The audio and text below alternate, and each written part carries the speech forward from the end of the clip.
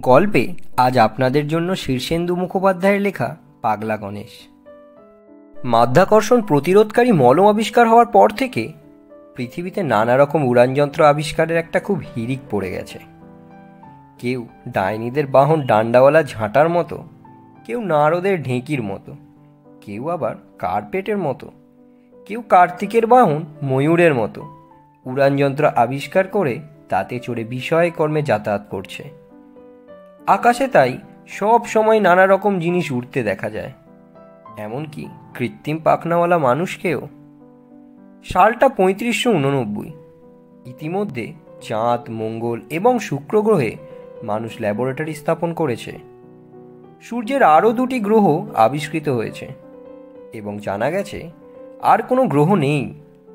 মহাকাশের নক্ষত্রপুঞ্জের দিকে হাজার হাজার মানুষ আলোর চেয়েও গতিবেগ সম্পন্ন মহাকাশযানে রওনা হয়ে গেছে। ১-১৫০ বছর আগে থেকে এবং এখনও অনেকে যাচ্ছে। কাছে পিঠে যারা গেছে তাদের ফেরার সময় হয়ে এলো। তবে সেটা ১ মিনিট পর না ১০০ বছর পর তা জানবার উপায় নেই। তা বলে পৃথিবীর মানুষেরা হাল ছাড়েনি। সেই ১-১৫০ বছর আগে যারা জন্মেছিল তারা সকলেই সশরীরে বর্তমান। আজকাল পৃথিবীতে মানুষ মরে না। যারা মহাকাশে গেছে তারা ফিরে এসে সেই আমলের লোকেদেরই দেখতে পাবে।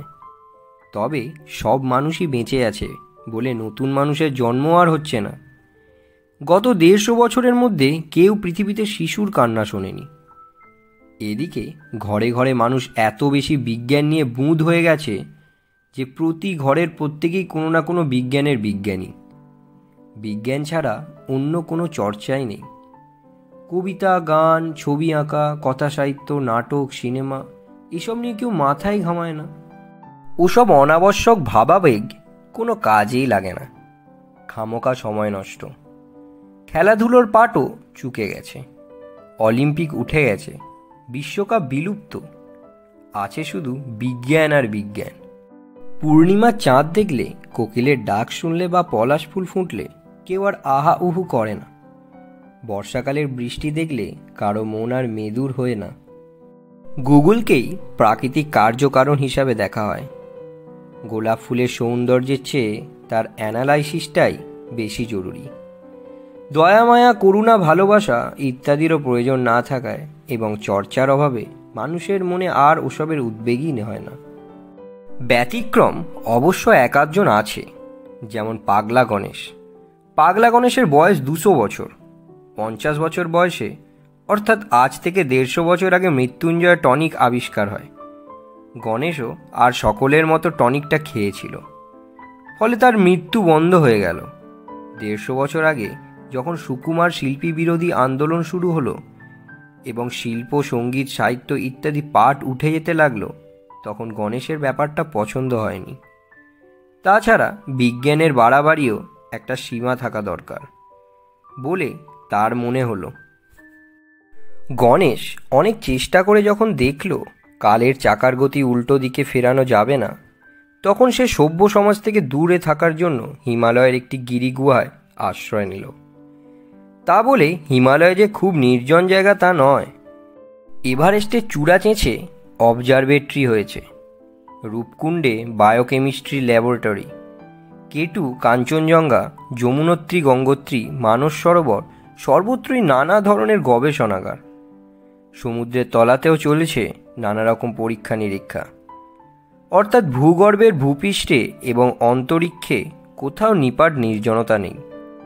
পৃথিবীর জনসংখ্যা যে খুব বেশি তা নয়, কিন্তু তারা সমস্ত পৃথিবীতে এমনভাবে ছড়িয়ে ছিটিয়ে আছে যে নির্জনতা খুঁজে পাওয়াই খুব কঠিন হয়ে গেছে।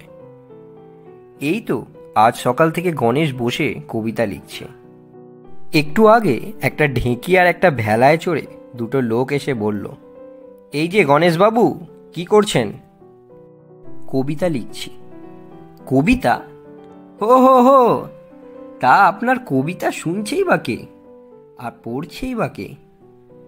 আকাশ শুনছে, বাতাস শুনছে, প্রকৃতি শুনছে। কবিতার পাতা বাতাসে ভাসিয়ে দিচ্ছি। যদি কেউ কুড়িয়ে পায় আর পড়তে ইচ্ছে হয় তা পড়বে।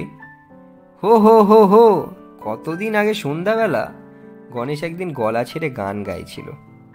তার গানের গলা বেশ ভালোই। হঠাৎ দুটো পাখনাওয়ালা লোক লাসা থেকে ইসলামাবাদ যেতে যেতে নেমে এসে রীতিমতো ধমক দিয়ে বলল, ও মশাই, অমন বিকট শব্দ করছেন কেন? শব্দ কি? এ যে গান। গান? ওকে কি গান বলে নাকি? ধুর মশাই, এ যে বিটকেল শব্দ। একদিন পাহাড়ের গায়ে যান্ত্রিক বাটালি দিয়ে পাথর কেটে ছবি আঁকছিল গণেশ। হঠাৎ একটি ধামা নেমে এলো। এক মহিলা খুব আগ্রহের সঙ্গে বলে চলেন, এটা কিসের সার্কিট ডিজাইন বলুন তো? বেশ ইন্টারেস্টিং মনে হচ্ছে। ডিজাইন নয়, ছবি, খেয়াল খুশির ছবি। ভদ্রমহিলা চোখের পলক না ফেলে কিছুক্ষণ তাকিয়ে থেকে বলেন, খেয়ে দে আর কাজ নেই না? ছবি হচ্ছে। গণেশ জানে একা সে পৃথিবীর গতি কিছুতেই উল্টে দিতে পারবে না, কিন্তু একা বসে বসে যে নিজের মনের মতো কিছু করবে তারও উপায় নেই। এই মৃত্যুহীন জীবন, এই অন্তহীন আয়ু কি এভাবেই যন্ত্রণার মধ্যে কাটাতে হবে? সুইসাইড করে কোনো লাভ নেই। আজকাল মরা মানুষকে বাঁচিয়ে তোলা শক্ত কাজ নয়, বরং পৃথিবীর জনসংখ্যার ভারসাম্য রাখতে তা করা আবশ্যক। গণেশের 3 ছেলে, 1 মেয়ে। বড় ছেলের বয়স 174 বছর, মেজর 171, ছোট ছেলের 168 এবং মেয়ের বয়স 166। প্রত্যেকেই কৃতি বিজ্ঞানী। তারা অবশ্য বাপের কাছে আসে না, অন্তত গত 100 বছরের মধ্যে নয়। গণেশ তাদের মুখশ্রী ভুলে গেছে। গণেশের স্ত্রী ক্যালিফোর্নিয়ায় মহাকাশে গবেষণা কেন্দ্রে কাজ করতেন। 150 বছর আগে তিনি অ্যান্ড্রোমিডো নক্ষত্রপুঞ্জে রওনা হয়ে যান, এখনও ফেরেননি। আজ সকালে গণেশকে কবিতায় পেয়েছে, কবিতা লিখছে আর ভাসিয়ে দিচ্ছে বাতাসে।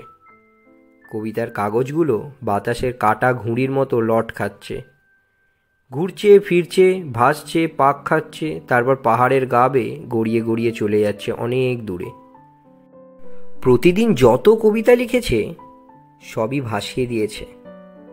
যদি কারো কাছে পৌঁছায়, যদি কেউ পড়ে। আকাশে একটা পিঁপে ভাসছিল, গণেশ লক্ষ্য করেনি। পিঁপেটা ধীরে ধীরে নেমে এলো। নামলো একজন পুলিশম্যান। গণেশকে সসম্ভ্রমে অভিবাদন করে বলল, স্যার, এককালে আপনি যখন কলকাতার সায়েন্স কলেজে মাইক্রো ইলেকট্রনিক্স পড়াতেন তখন আমি আপনার ছাত্র ছিলাম। কিন্তু এসব আপনি কি করছেন? পাহাড়ময় কাগজ ছড়াচ্ছেন কেন? এটি কি নতুন ধরনের কোনো গবেষণা? গণেশ মাথা নাড়ালো। না হে না, ওসব গবেষণা আমি ভুলে গেছি। আমি পৃথিবীকে বাঁচানোর চেষ্টা করছি। তার মানে? পৃথিবী তো দিব্যি বেঁচে আছে, মারার কোনো লক্ষণই নেই। মরছে, পৃথিবী মরছে, পরে টের পাবে। এই কাগজগুলো কি কোনো প্রেসক্রিপশন? পৃথিবী বাঁচাবার ওষুধ? ঠিক তাই, এগুলো কবিতা, তুমি পড়ে দেখতে পারো। লোকটা মাথার হেলমেট খুলে মাথা চুলকে হতভম্বের মতো বলল, কবিতা? হ্যাঁ, কবিতা, পড়ো। লোকটা পায়ের কাছে পড়ে থাকা একটি পাক খাওয়া কাগজ কুড়িয়ে নিয়ে কিছুক্ষণ চেয়ে রইল। কিছু বুঝলে? লোকটা অসহায়ভাবে মাথা নেড়ে বলল, কিছু বুঝতে পারছি না স্যার, কোনোদিনও এই জিনিস পড়িনি। তোমার বয়স কত? 151 বছর। বাচ্চা ছেলে? আগে হ্যাঁ স্যার, আমাদের আমলে শিক্ষানিকেতনে এসব পড়ানো হতো না। শুনেছি আরও অনেক আগে কবিতা নামে কি যেন ছিল। লোকটি নিরীহ এবং ভালো মানুষ দেখে গণেশবাবু হুকুমের সুরে বলে উঠল, মনে মনে পড়লে হবে না, জোরে জোরে পড়ো। লোকটা কাগজটার দিকে চেয়ে থেমে থেমে পড়তে লাগলো। গ্রহটি সবুজ ছিল, গাঢ় নীল জল, ফিরোজ আকাশ, কোকিলের ডাক ছিল, প্রজাপতি ফুলের সুবাস, আধো আধো বলছিল, টোলে টোলে হাঁটছিল। শিশু ভোলানাথ শৈশব ভাষায় জলে, কবি যে বৃহৎ হলে নামিল আঘাত। থামো, বুঝলে কিছু? লোকটি মাথা নেড়ে বলে, কিছুই বুঝিনি স্যার, একটুও না। লোকটা মাথা নেড়ে বলল, শুধু মনে পড়ছে একসময় আমিও টোলে টোলে হাঁটতে শিখেছিলাম। গণেশ হতাশ হলো। কবিতা তার ভালো হয়নি ঠিকই, কিন্তু না বুঝবার মতোও নয়। লোকটা গণেশকে অভিবাদন করে চলে গেল, যেন একটু ভয় ভয়ই। পরদিন সকালে রোজকার মতো কবিতা লিখতে বসেছে গণেশ। এমন সময় একটা বড়সড় পিঁপে এসে সামনে নামলো। স্যার! গণেশ তাকিয়ে দেখে সেই লোকটি সঙ্গে দুই মহিলা। আমার মা কবিতার ব্যাপারটা খানিকটা জানে, এরা দুজনেই কবিতা শুনেছে। গণেশ অবাক এবং খুশি দুইই হলো। তবে কবিতা শুনেই ছাড়লো না, গান শোনালো, ছবি দেখালো। তিনজন মন্ত্রমুগ্ধ হয়ে বসে রইল। কিছু বুঝতে পারছো তোমরা? তিনজনই মাথা নেড়ে জানালো না। লোকটা বিনীতভাবেই বলল, না বুঝলেও আমার মধ্যে কি যে একটা হচ্ছে। কি হচ্ছে ঠিক বোঝাতে পারবো না। পরদিন লোকটা ফের এলো, সঙ্গে আরও 4 জন পুলিশম্যান। এরা স্যার আমার সহকর্মী। কবিতা, গান, ছবির ব্যাপারটা বুঝতে চায়। গণেশ খুব খুশি। বসো বসো। 5 জন শ্রোতা ও দর্শক ঘন্টা 2 ধরে গণেশের কবিতা শুনল, গান শুনল, ছবি দেখল। কেউ ঠাট্টা বিদ্রূপ করল না, গম্ভীর হয়ে রইল। পরদিন লোকটা এলো না, কিন্তু জনাদশেক লোক এলো। পুলিশ আছে, বৈজ্ঞানিক আছে, টেকনিশিয়ান আছে। পরদিন আরও কিছু লোক বাড়ল। পরদিন আরও আরও। 1 সপ্তাহ পরে রাষ্ট্রপুঞ্জের মহাসচিব তার বিমান থেকে নামলেন গণেশের ডেরায়। এ আপনি কি কাণ্ড করেছেন? পৃথিবী যে উচ্ছন্নে গেল। লোকে গান গাইতে লেগেছে, কবিতা মক্স করছে, হিজিবিজি ছবি আঁকছে।